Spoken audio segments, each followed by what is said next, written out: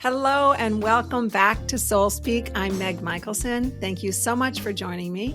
And for those of you who have been here before, thank you. And thank you for sharing. Today's episode, I would love to talk more about the death and rebirth process. I spoke about it last week, and I had a lot of people ask me to continue that into more of the everyday life. So today I want to bring that into the world of relationships and our thoughts and our behaviors, how we can let go of thoughts and behaviors, those mini deaths, so we can have mini births that are much better suited for where we want to be in life.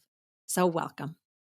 Do you know how beautiful you are to me? As I said last week, death and rebirth are not just physical.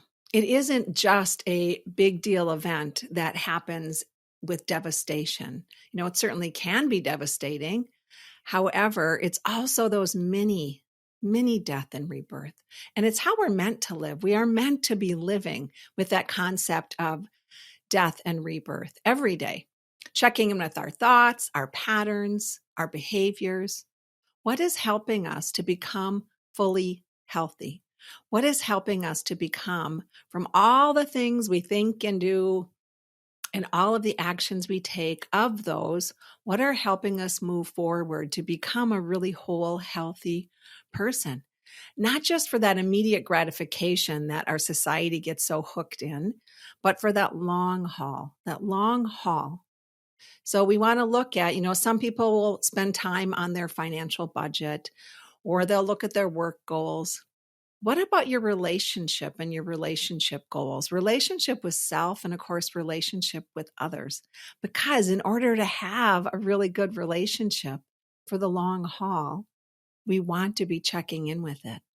What do we need to let go of? What is it better to start fresh with?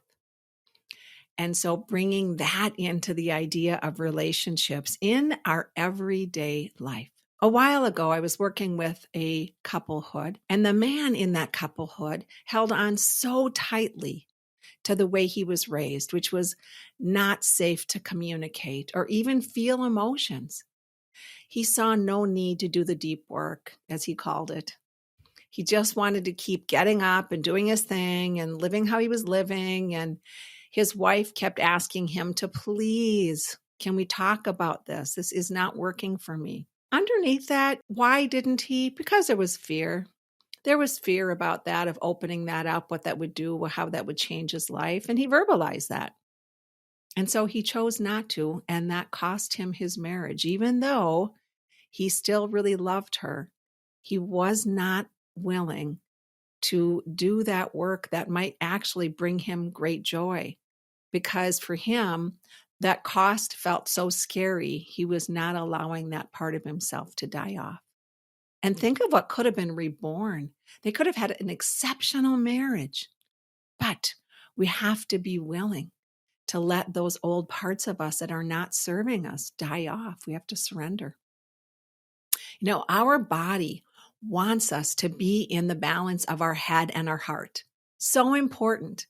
Oftentimes, as humans, we get stuck in our head with the thoughts, with the have-tos, with what we think. And the more we get stuck in our head with our thoughts, the more we are ruling other people out, the more we are causing ourselves to be in restriction and not co-creation.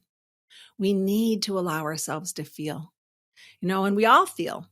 It's the talking about, it's the working through of the feelings that people struggle with. So by that, I mean, we can feel happy when we see something of goodness. We can feel excited when we are meeting somebody for the first time, or we can feel excited when we get an increase in pay, whatever that is. And we can feel angry when a driver cuts us off. I'm talking about consciously, mindfully working through feelings, understanding self better, and then understanding your partner better in a partnership. So allowing ourselves to feel, being mindful about what are our feelings, connecting that head with our heart.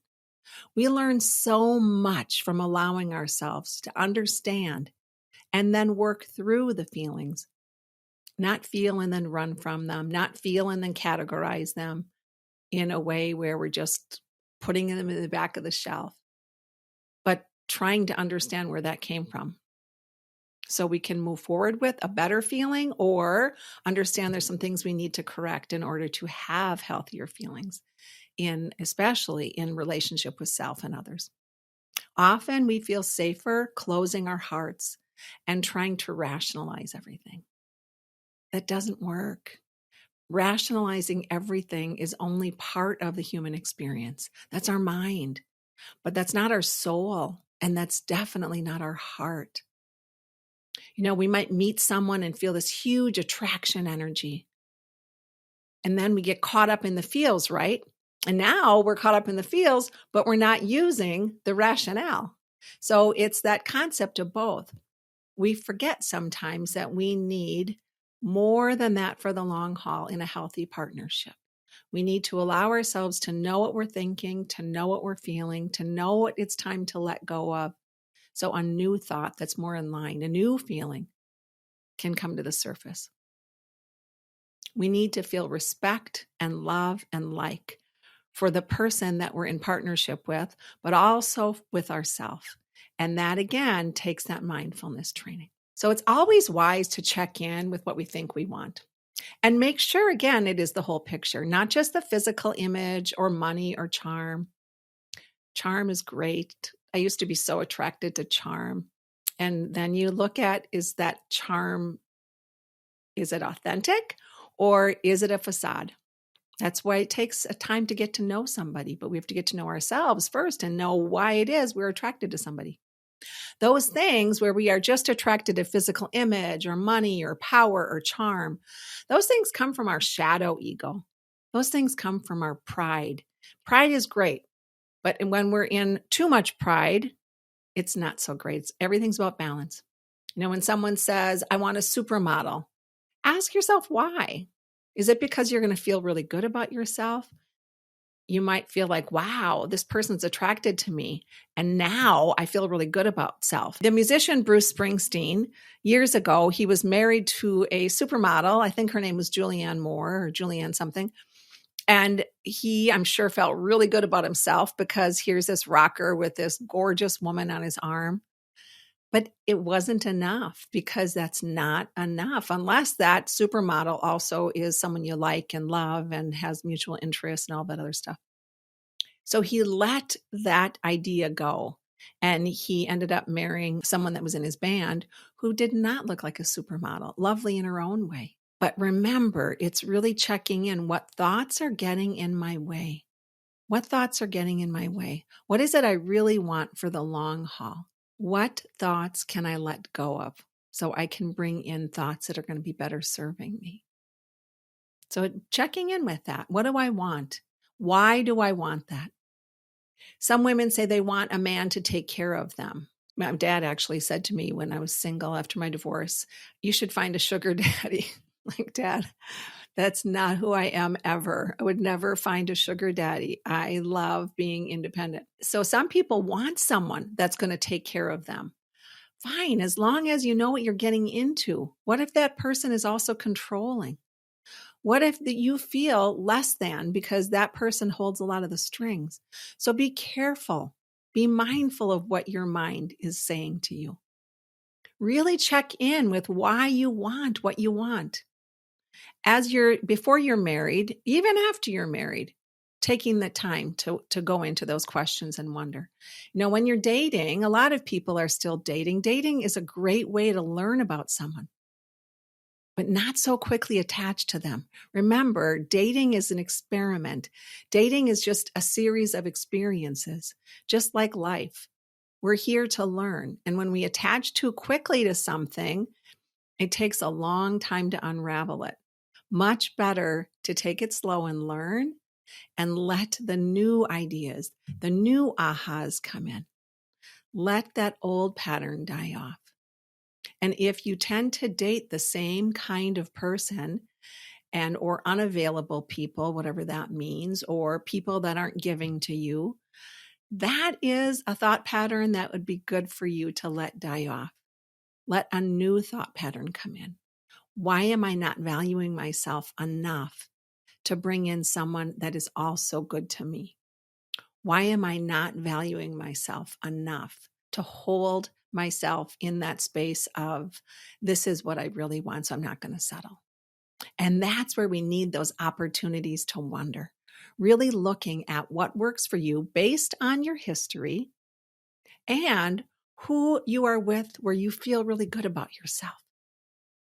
Not being in a relationship where you feel like you're not wanted or you're not talked to or you're not appreciated.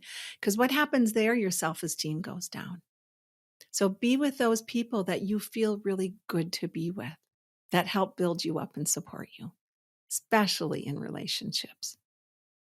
Because otherwise, what we're doing is we want it one way, but we are acting another way. And that's sending out that static in the universe. And by that, I mean, when you're trying to find, if you ever use the radio in your car and you're trying to find the station and it's static, static, static, static, static, and you just can't fine tune it, it's static with the radio station. That's what we're doing with our energy out in the universe. If we are saying, I really want a great partnership, but I'm going to keep dating people that don't treat me well, that's that static. The universe cannot fulfill our wants because we're sending mixed messages. Our actions have to be in line with our thoughts and our feelings. And so we want to be careful with what feelings, what thoughts we are allowing ourselves to birth every day. What is it time to let go of so we can bring in the thoughts that are going to be in alignment with what we really want? And we're in this Aries energy. We just started Aries season, and Aries is fast. Aries means we're going to feel less patient. We want things to happen now. However, we really want to be careful with that because that can cause impatience, that can cause explosions, and that can cause us to end things too soon. So step back, be more mindful. Get to know what you want. We don't always have to talk about it with our partner or with the person you're dating. First, talk about it with self. First, process it within. Talk about it with a friend, someone you trust. And then when you're feeling a little more sure, then you can bring it up or talk about it as a wonder statement with your partner. Just be careful that we're not doing things erratic right now, because that's this Aries energy. And we just started a Mars retrograde. You can look that up astrologically. There's a lot of miscommunication, transportation issues, electronic issues. So when we have this Aries and we have this eclipse on the 8th of April, this is a big month. So this is a month to be careful that we're not acting too quickly. And then we regret what we've done. And this goes through most of April. So slow down, go into wonder, get to know what you want. Really be good to yourself. Connect with the thoughts that are going to move you forward. And I've said this a lot, learn to breathe and really get to know what is best for you and your soul in this lifetime. What is best for your earth life in conjunction with your soul life? Not just running by the shadow ego that so many people do and they don't realize they're doing it. I also want to talk about that speed in kind of the opposite, because it takes a while to get to know somebody. Oftentimes people are too connected too fast, get married, or they think they have to get married because all of their friends are. It really takes about 4 years to get to know somebody in my belief system. And it's really important to remember that that beginning attraction, that lust energy, that sexual attraction, or that physical, they're so beautiful attraction, that may not last. It can. You can always be physically attracted to somebody if you also have friendship and love. That long-lasting relationship needs the two members to not only love each other, but it also really needs like. What does it mean to like somebody? We can have friends we like, and we can have friends that we've had from forever ago that maybe we don't like anymore. Maybe it's time to let that go.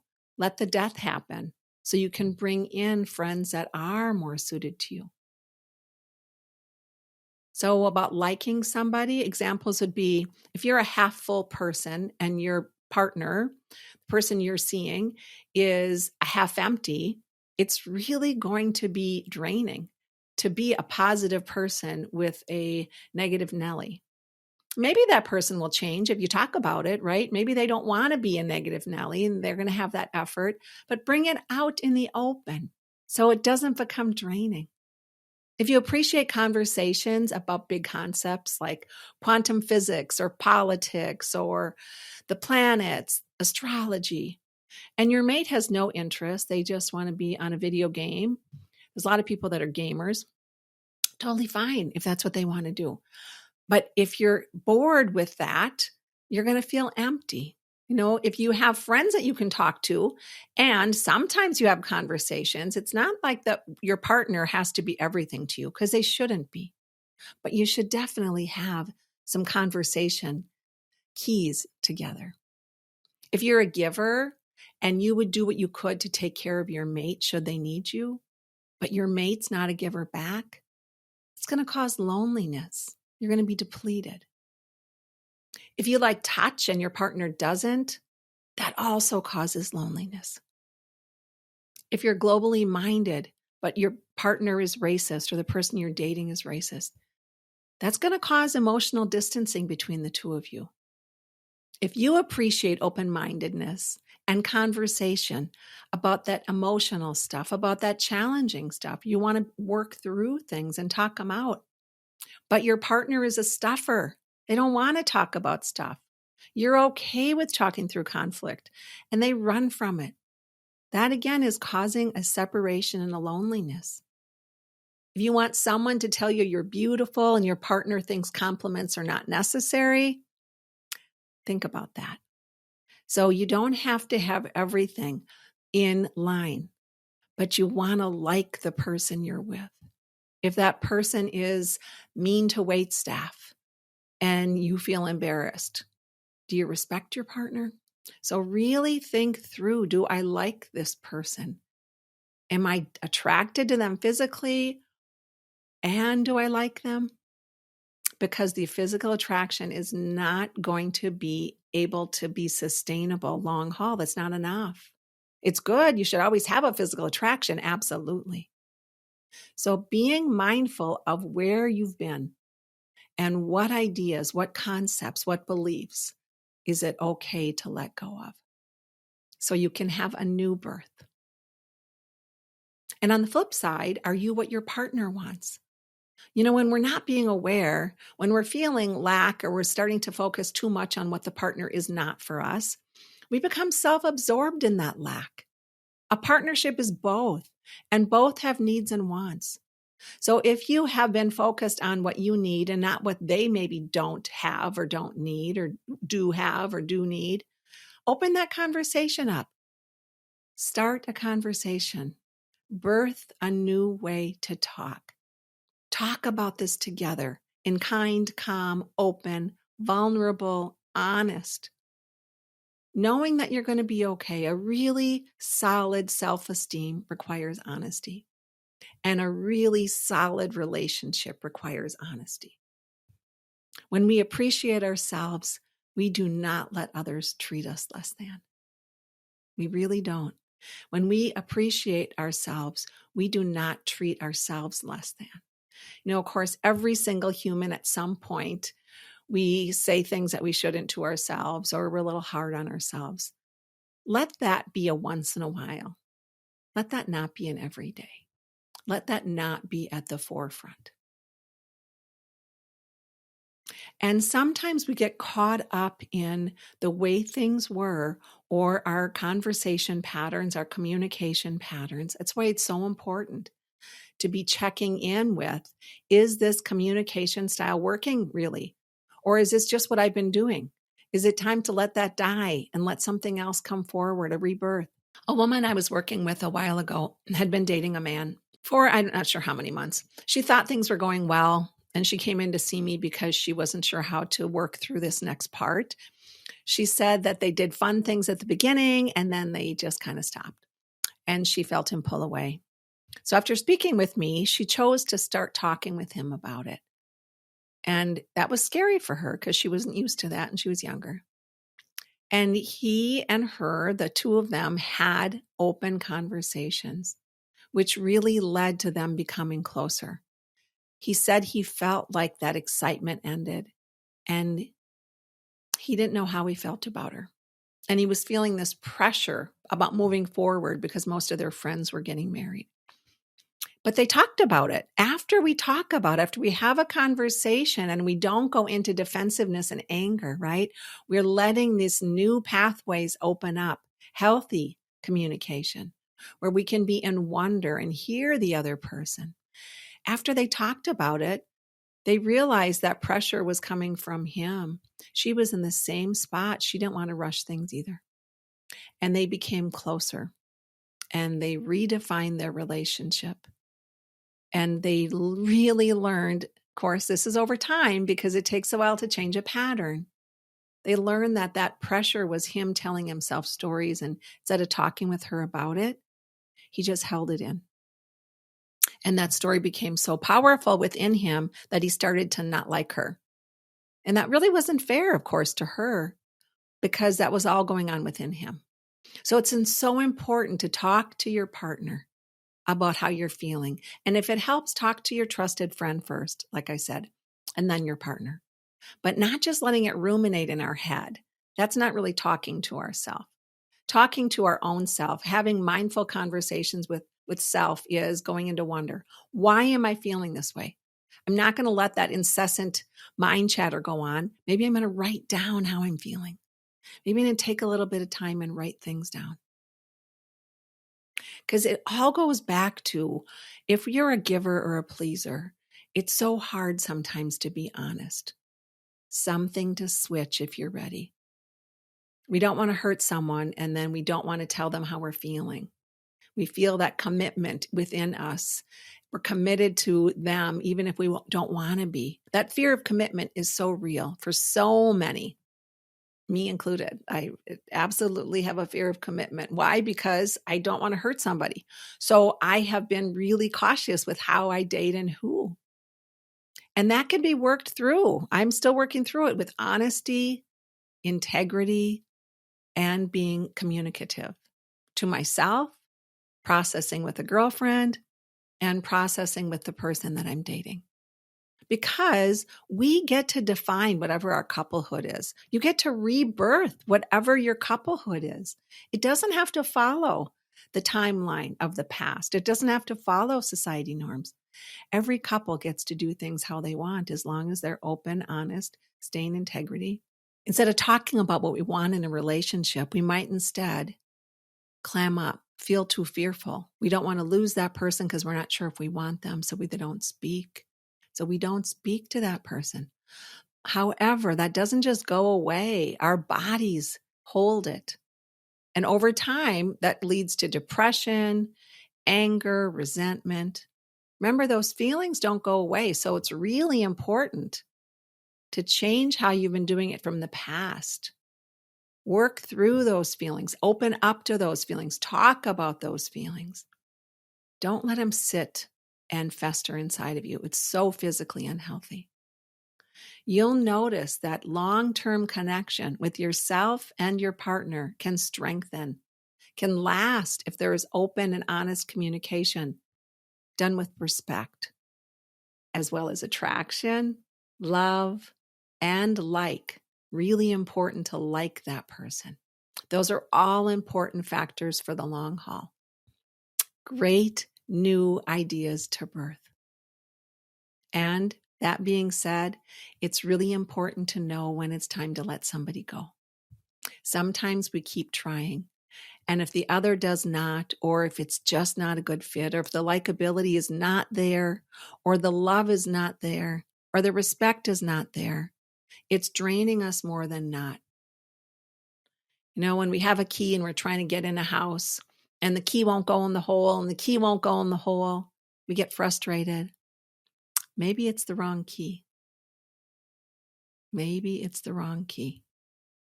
I've heard many clients say to me over the years, they don't want to start over again. They're staying in the relationship because it's easier to stay and be mediocre and be okay, happy, but really not, because it's easier than starting over. Is it really? It's not an easier way to live. We're meant to love our life. We're meant to bring in fun things, learn something new. And we can rebirth a relationship if it's stale by doing fun things, not getting stuck in the same pattern. Maybe it's that's going on in a relationship. You don't know unless you try. Since I've been divorced, I've mostly been without a partnership. Partnership with the right person is wonderful, but with a non-match, it's draining. So it's not life-giving if it's not a good match. We can and we should love our life with or without partnership. I take good care of my body. I've been doing push-ups, by the way. I want to say this because my friend told me I should say this. I do 38 push-ups. I did 38 push-ups this morning, just full-on push-ups on my toes and on my hands. And why? Because it keeps me excited and it helps my self-esteem because I only have one body and I want to take good care of it. It keeps that life-giving energy going. To keep loving my life, I do things that are enriching. I encourage you all to do things that are enriching. Birth something new. Let go of that old pattern that keeps you stuck.